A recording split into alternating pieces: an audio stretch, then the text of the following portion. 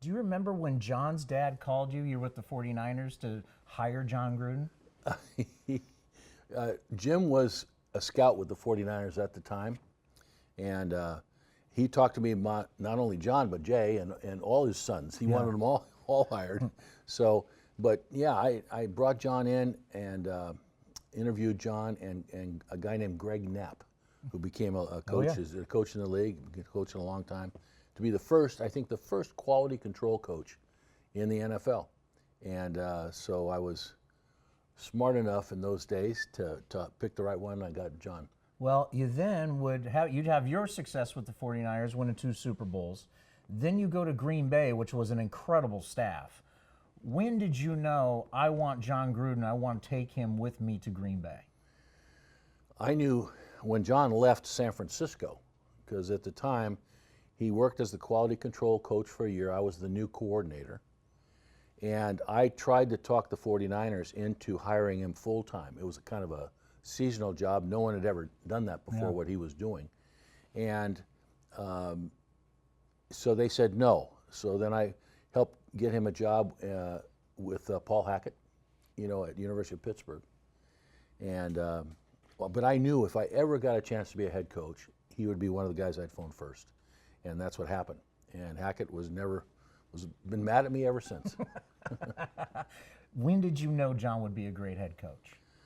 Well, his work ethic and his smarts and his personality and all the things I looked for in trying to pick coaches for your staff. I thought he was a great teacher, and yeah, it was easy. I tell the story that we were just trying to go into computers at the time to put our game plans and the film on the computer and all that kind of stuff. Hadn't been done before. You would cut and pasted and drew little pictures and all that kind of stuff.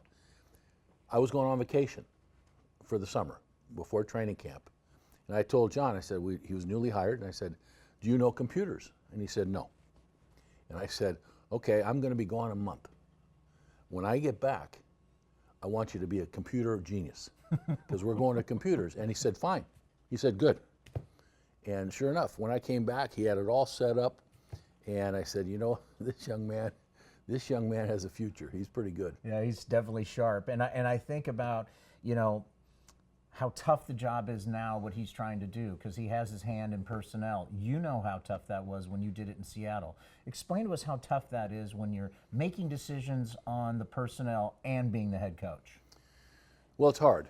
You know, you come in, but if you have a philosophy and you have a culture that you know you want to develop, you have to make some of the hard decisions. You just have to. And that might mean letting go a player that ever the fans like. It might be any number of things. And so, but they just have to know, if you're an Oakland Raider fan, you just have to know that John is good. They are, you know, he was good when he was here before, and he's good and he knows how to do this. He really does. But it's hard because your team, you might be down just a little bit while you're developing the roster. And then, you know, in this business, it's what have you done for me lately? And if you're going through that tough time, I'm just telling everyone, stick with them because this is going to work and it's going to work big. Thank you so much for stopping by Raiders Live, and have a good call on Thursday. Thanks, Chris. Appreciate it.